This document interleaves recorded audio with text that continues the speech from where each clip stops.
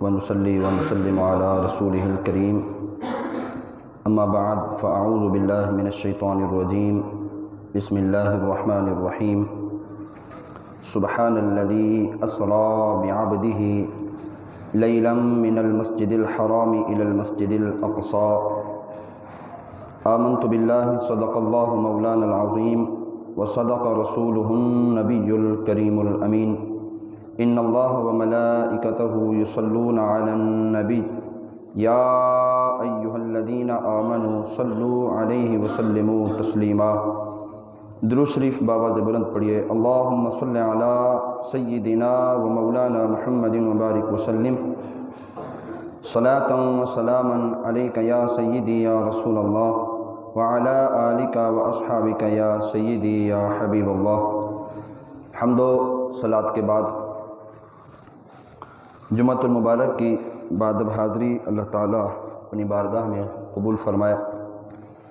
پچھلے جمعۃ المبارک کو سرکار دو عالم صلی اللہ علیہ وسلم کے معجزہ معراج کا ذکر خیر ہوا تھا۔ اسی بات کو آگے بڑھاتے ہوئے نبی کریم صلی اللہ علیہ وسلم کی عظمت اور معجزات اور خصوصاً معراج النبی کے حوالے سے آگے گفتگو کریں گے۔ سرکار دو عالم صلی اللہ تعالی علیہ وسلم کا معجزہ معراج یہ حقیقت پر مبنی معجزہ جو اللہ کے نبی امام الانبیاء صلی اللہ علیہ وسلم کے علاوہ کسی اور نبی کو ایسی معراج نہیں کری گئی۔ سرکار دو عالم نور مجسم صلی اللہ تعالی علیہ وسلم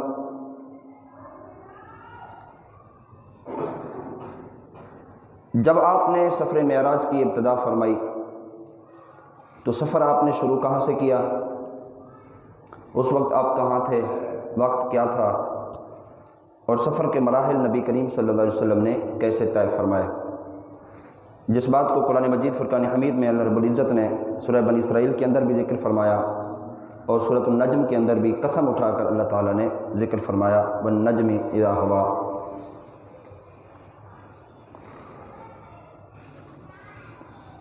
اللہ تعالیٰ نے قرآن پاک میں ارشاد فرمایا سبحان الذی اسری بعبدہ، پاک ہے وہ ذات جو راتوں رات لے گئی اپنے عبد خاص کو مسجد حرام سے مسجد اقصیٰ کی طرف۔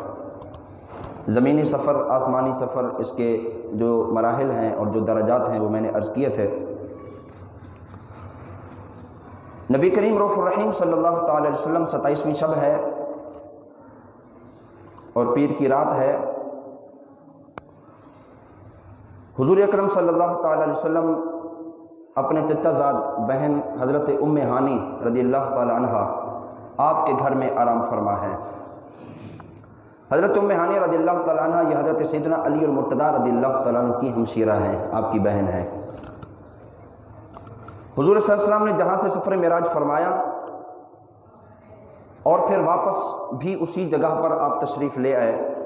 یہاں سے ایک بات پتہ چلتی ہے کہ نبی علیہ الصلوۃ والسلام نے جو معراج کا سفر فرمایا اس سفر کی ابتدا بھی حضرت علی کے گھر سے، سفر کی انتہا بھی حضرت علی المرتضیٰ کے گھر سے۔ حضور اکرم صلی اللہ تعالی علیہ وسلم حضرت سیدنا ام ہانی رضی اللہ تعالیٰ عنہ آپ کے گھر میں تشریف فرما ہے، آرام فرما ہے۔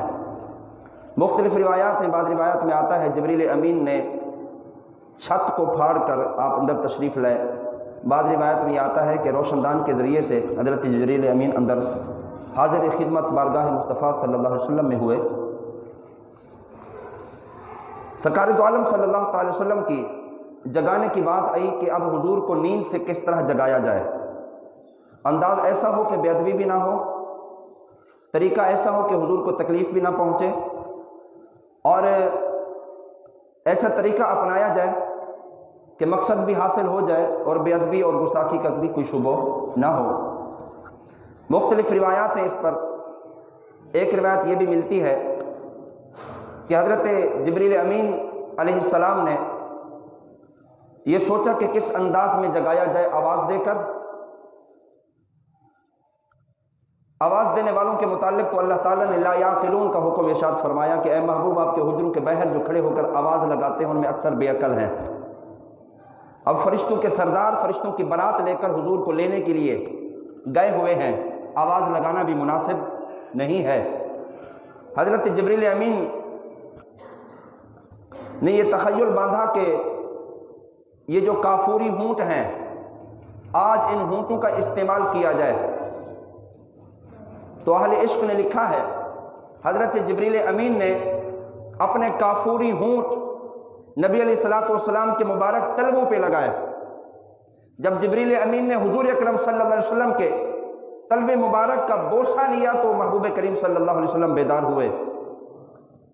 اور یہاں شاعر نے کہا کہ جبریل امین نے جب بوسہ لیا اور حضور بیدار ہوئے، حضور تو بیدار ہو گئے لیکن جبریل امین بوسہ لیتے ہوئے تھکے نہیں۔ شاعر نے کہا کہ جبریل کا تخیل یہ تھا کہ نہ جنت کی کلیوں میں دیکھا، نہ جنت کی کلیوں میں دیکھا، مزاج و محمد کی تلیوں میں دیکھا۔ وہ سرور و لذت، وہ چاشنی اور مٹھاس جنت کی کلیوں میں جبریل امین کو نہ ملی جو مٹھاس اور چاشنی محبوب کریم صلی اللہ علیہ وسلم کے تلوے میں حضرت جبریل امین کو ملی ہے۔ نہ جنت کی کلیوں میں دیکھا، مزاج و محمد کی تلیوں میں دیکھا۔ سرکار دو عالم صلی اللہ علیہ وسلم بیدار ہوئے۔ حضور کی بارگاہ میں جبریل امین نے عرض کیا، بار الہ، اے محبوب کریم صلی اللہ علیہ وسلم، بار الہ کا حکم ہے کہ اللہ آپ کے دیدار کا مشتاق ہے۔ سرکار دو عالم صلی اللہ تعالی علیہ وسلم بیدار ہوئے، آپ نے وضو فرمایا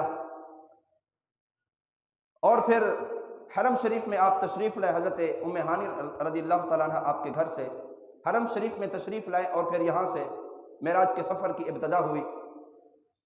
حضور اکرم صلی اللہ علیہ وسلم نے وضو فرمایا اور جب آپ حرم شریف میں تشریف لائے تو نبی علیہ الصلوۃ والسلام فرماتے ہیں کہ مجھ پر کچھ نیند کا غلبہ تھا، یہاں تک کہ جبریل امین نے مجھے لٹایا اور میرے سینے کو چاک کیا اور دل مبارک کو آب زمزم سے دھویا اور پھر نور اور حکمت اس دل کے اندر، سینے کے اندر بھر کے میرے سینے کو پھر بند کر دیا۔ یہاں پر ایک بات ہے،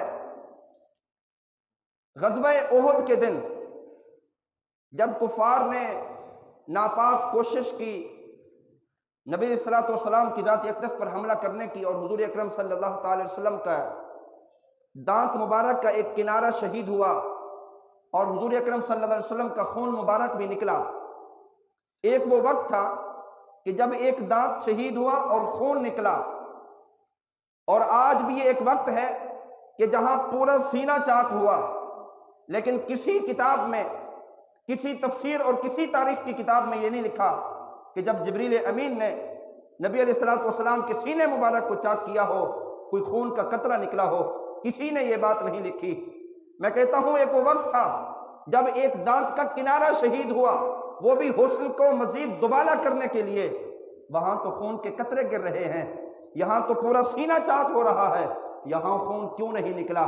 یہاں حقیقت پتہ چلی، وہاں پر سرکار دو عالم صلی اللہ علیہ وسلم کی حقیقت بشری غالب تھی اس لیے خون نکلا، اور یہاں حقیقت نورانیت غالب تھی، پورا سینہ چاک کر دیا اور علم و حکمت سے بھر کر پھر دل مبارک کو رکھ کے سی دیا، اور سرکار دو عالم صلی اللہ علیہ وسلم اس عالم کو دیکھ بھی رہے ہیں اور حضور اکرم صلی اللہ علیہ وسلم کے جسم مبارک سے ایک قطرہ بھی خون کا نہیں نکلا۔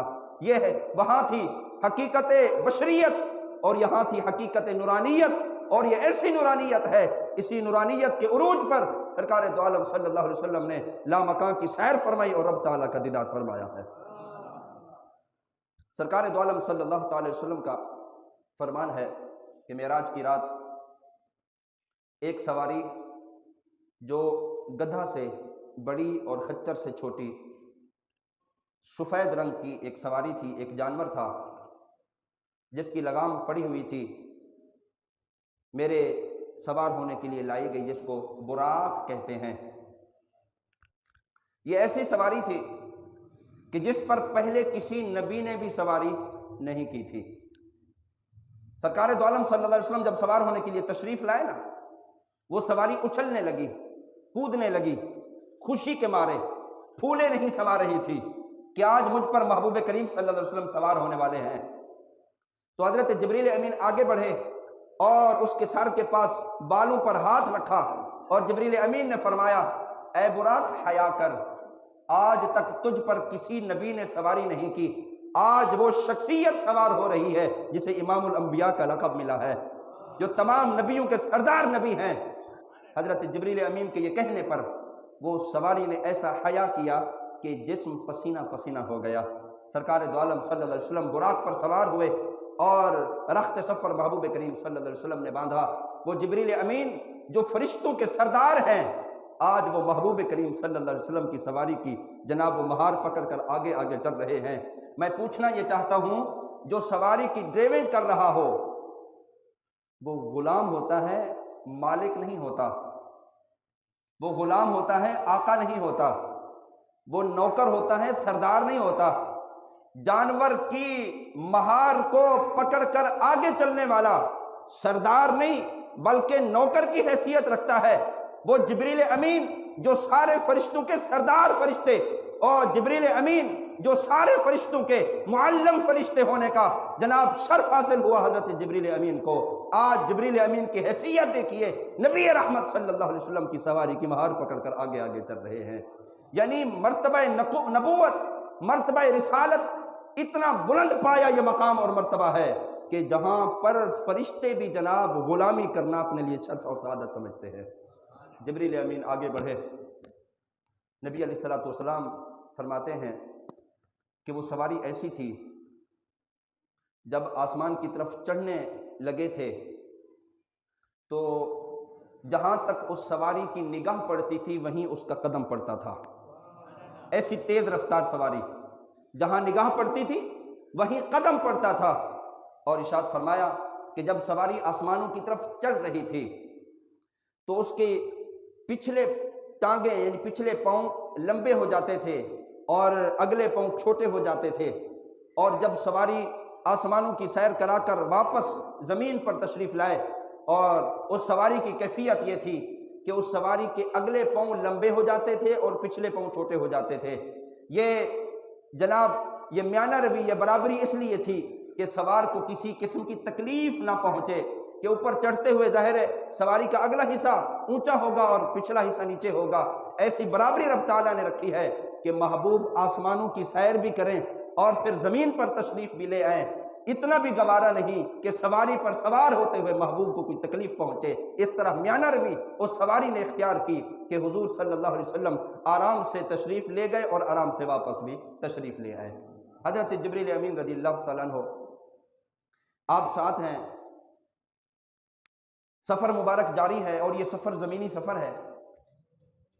حضور اکرم نور مجسم صلی اللہ تعالی وسلم ایک مقام پر پہنچے، جبریل امین نے عرض کیا رسول اللہ یہاں نماز ادا فرمائیے۔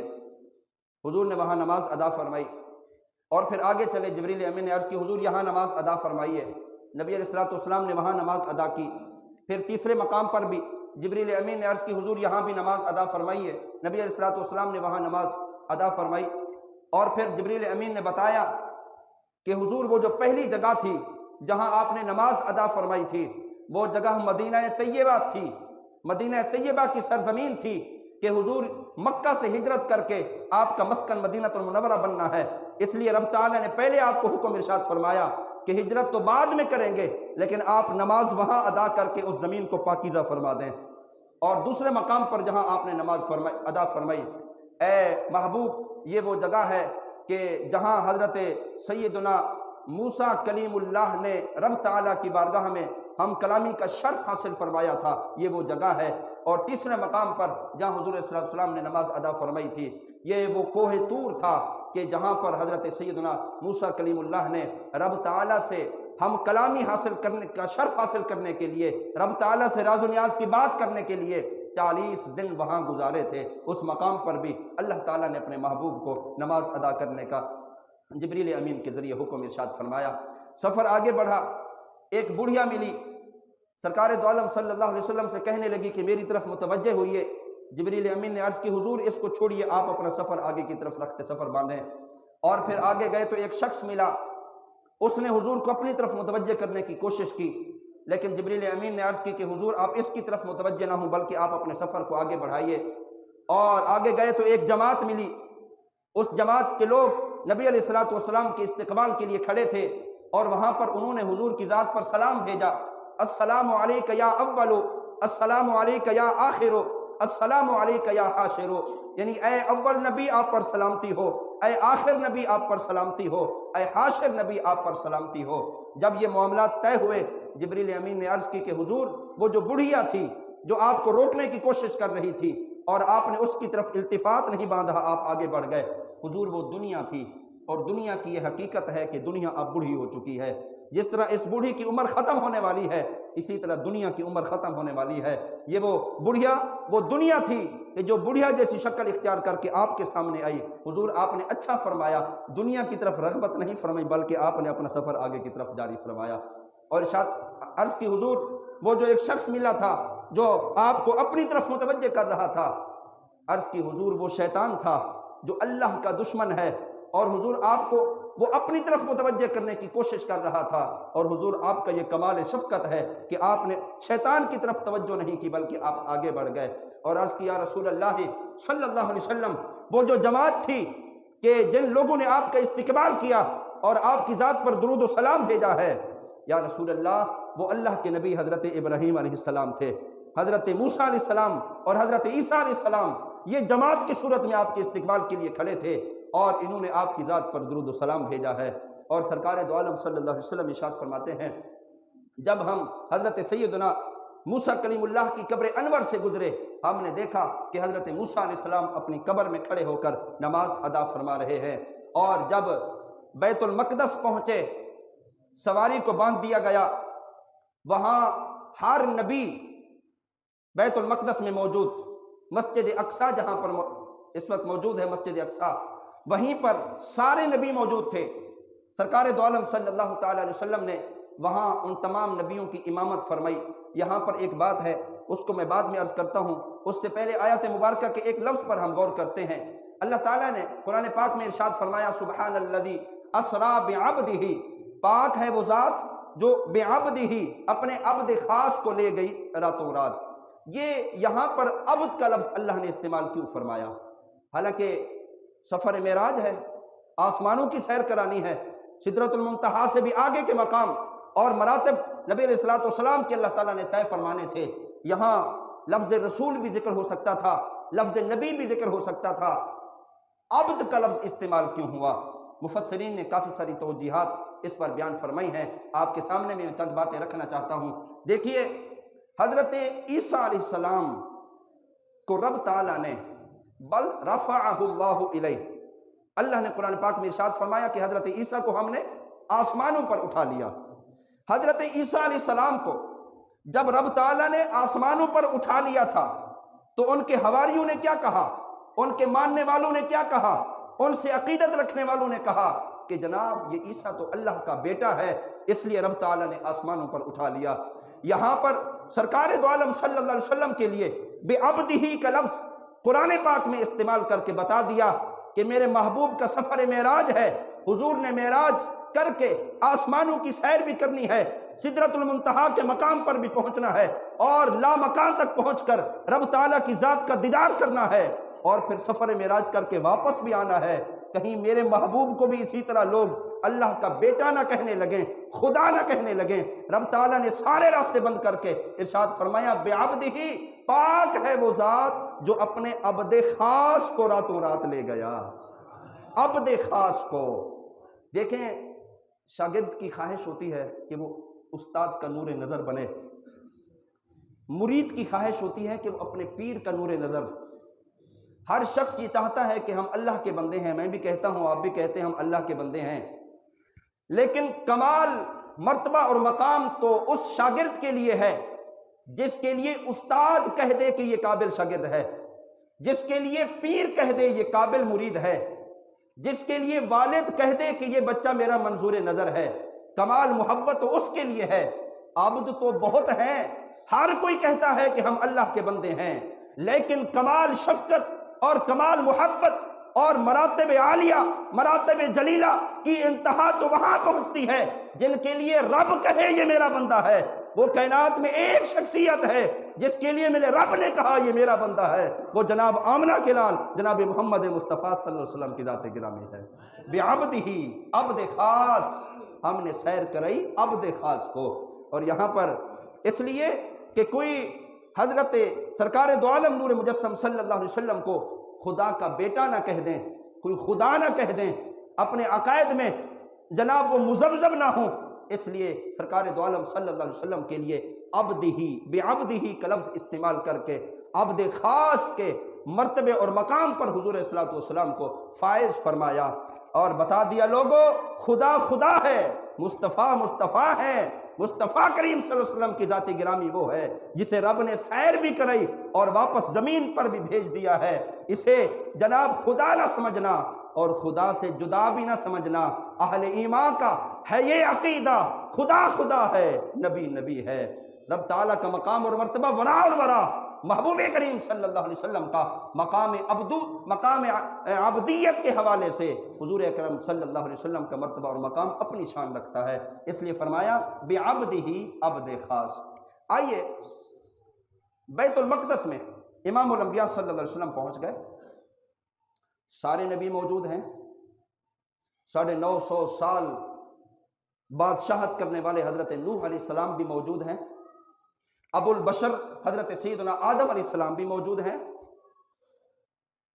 سرکار دو عالم صلی اللہ علیہ وسلم کے جد اعلیٰ حضرت سیدنا ابراہیم خلیل اللہ بھی موجود ہیں، حضرت اسماعیل ذبیح اللہ بھی موجود ہیں، حضرت یوسف بھی موجود ہیں، حضرت یعقوب و اسحاق بھی موجود ہیں، حضرت موسیٰ علیہ السلام بھی موجود ہیں، حضرت عیسیٰ علیہ السلام بھی موجود ہیں، سارے نبی وہاں موجود ہیں۔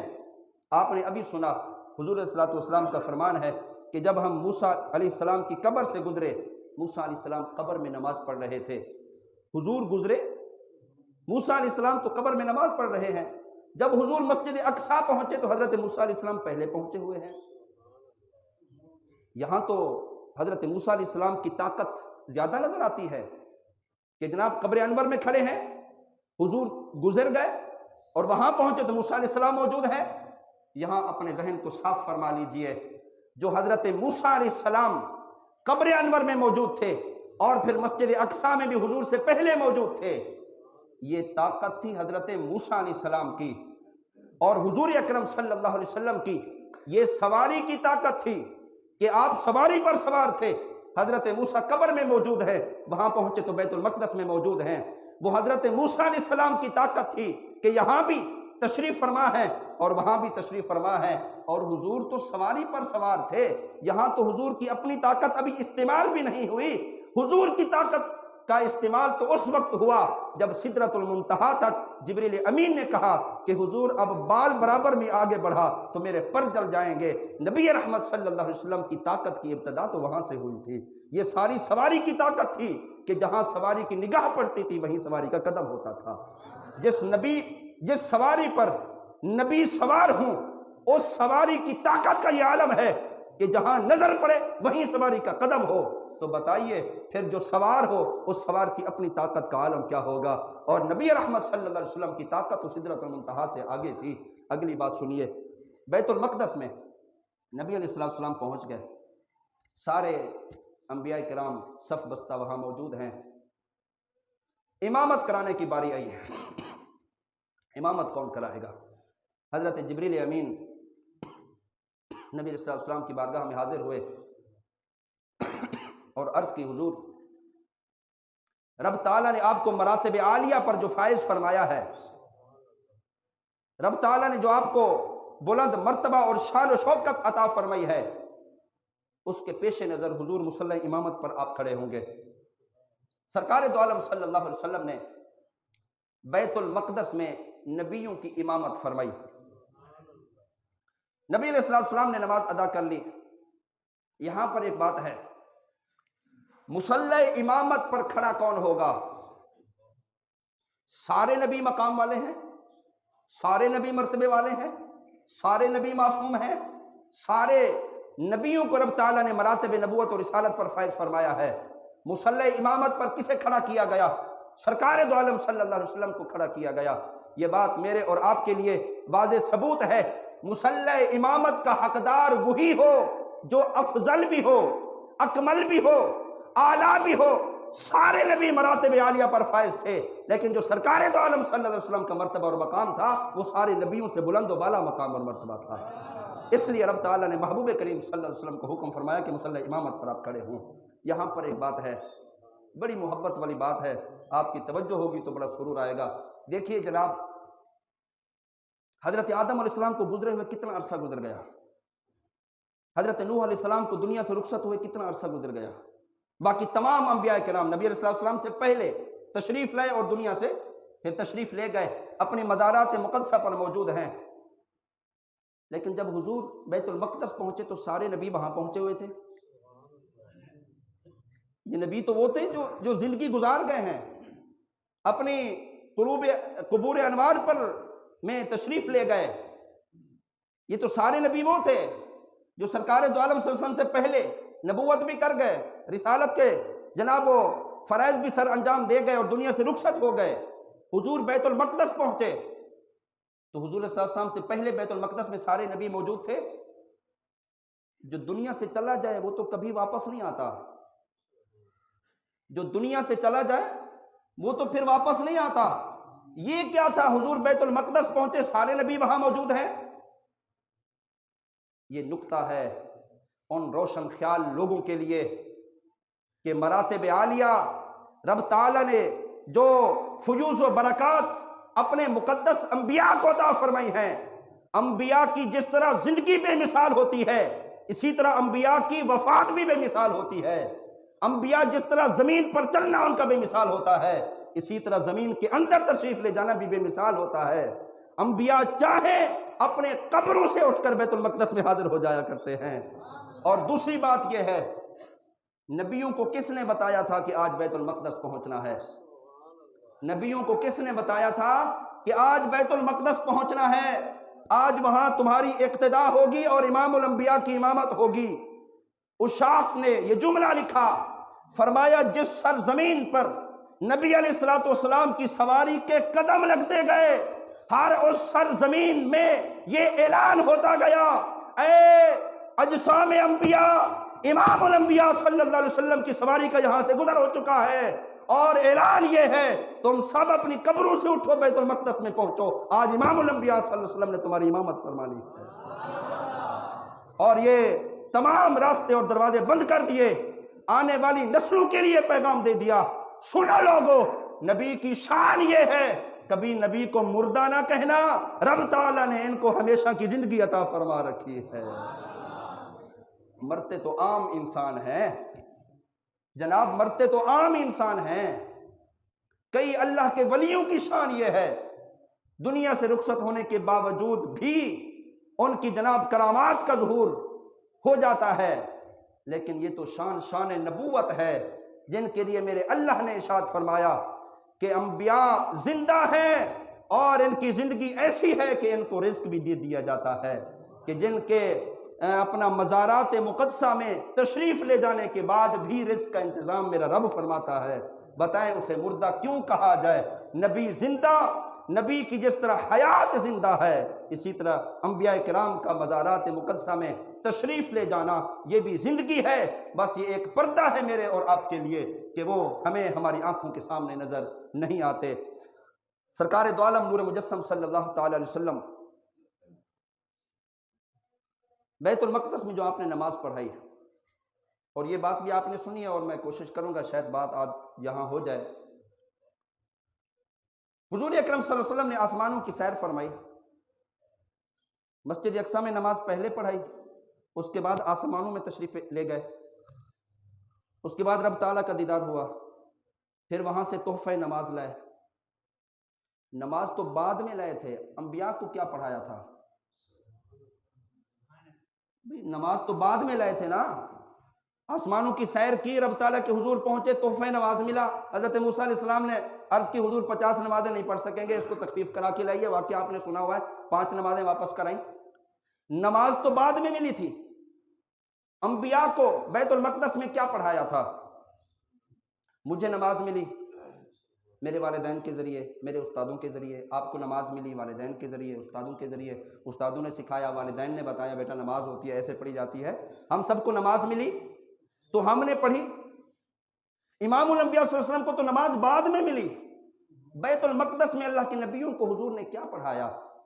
یہاں پر ایک بات سمجھ لیجئے، یہ عام انسان کی نماز ہے جو پہلے لے اور پھر ادا کرے، جو پہلے سیکھے پھر ادا کرے، جو سے پہلے بتائی جائے پھر ادا کرے، یہ نماز عام انسانوں کی نماز ہے، اور جو نماز پڑھا کر پھر لے، یہ نماز امام الانبیاء صلی اللہ علیہ وسلم کی نماز ہے۔ بعد میں نماز ملی، نبیوں کو پہلے پڑھا دی، پڑھا کے پھر رب تعالیٰ سے پائی ہے، یہ شان محمدی ہے، اور یہ ایسی شان ہے جو حضور کے علاوہ کسی اور کو عطا نہیں کی گئی ہے۔ نماز پڑھی پہلے اور نماز ملی بعد میں۔ چلو آئیے اس بات کی طرف بھی چل پڑتے ہیں، وہ نماز جس کے بارے میں سرکار دو عالم صلی اللہ علیہ وسلم نے ارشاد فرمایا، الصلاۃ نور، نماز نور ہے، الصلاۃ معراج المومنین، نماز مومن کی معراج ہے، قرۃ عینی بالصلاۃ، نماز میری آنکھوں کی ٹھنڈک ہے، حضور صلی اللہ علیہ وسلم کا فرمان ہے۔ حضرت سیدنا موسیٰ علیہ السلام، رب تعالیٰ کا دیدار ہوا، راز و نیاز کی باتیں ہوئیں، اور پھر تحفہ نماز لے کر حضور صلی اللہ علیہ وسلم تشریف لائے۔ یہاں پر ایک بات ہے، سائنسدانوں نے اتنی ترقی کی کہ جناب وہ چاند پر پہنچ گئے، سائنسدانوں نے یہ ترقی کی، چاند پر پہنچ گئے۔ جب چاند پر پہنچے تو زمین والوں کے لیے کچھ تحائف لے کر آئے۔ وہ کیا تحفہ تھا جو خلاباز چاند تک پہنچے اور واپس لوگوں کے لیے لائے؟ وہ تحفہ مٹی کے ڈھیلے تھے، کہ چاند کے اوپر وہ ریت کے مٹی کے جناب وہ ٹیلے ہیں، چھوٹی بڑی پہاڑیاں ہیں، وہاں سے انہوں نے چند پتھر لیے، چند مٹی کے ڈھیلے لیے، اور لا کر یہاں ان پر تحقیق شروع کر دی، جناب یہ کیا چیز ہے۔ جو میں بات عرض کر رہا ہوں وہ یہ ہے کہ بشر جائے، چونکہ مٹی سے بنا ہے، انسان مٹی سے بنا ہے، اس نے خلائی سفر بھی کیا، چاند تک بھی پہنچ گیا، لیکن جو تحفہ لایا ہے وہ تحفہ بھی وہی مٹی تھی، مٹی کے بنے تھے، چاند پر پہنچ گئے، لیکن جو تحفہ لائے وہ وہی مٹی تھی۔ حضور اکرم صلی اللہ علیہ وسلم زمین سے تشریف لے گئے، آسمانوں تک پہنچے، رب تعالیٰ کا دیدار کیا، حضور جو تحفہ لے کر آئے فرمایا الصلاۃ نور، یہ نماز نور ہے۔ جو تحفہ لے کر آئے وہ نورانی تحفہ لے کر آئے، جو مٹی سے بنے تھے، آسمانوں کی سیر کی، چاند تک پہنچے، تحفہ مٹی کا لے کر آئے۔ حضور اکرم صلی اللہ علیہ وسلم کی یہاں جو حقیقت نورانیت غالب تھی، حضور نے رب کا دیدار کیا، چونکہ نور بن کر تشریف لے گئے تھے، جو تحفہ لے کر آئے تحفہ بھی نورانی لے کر آئے اپنی امت محمدیہ کے لیے۔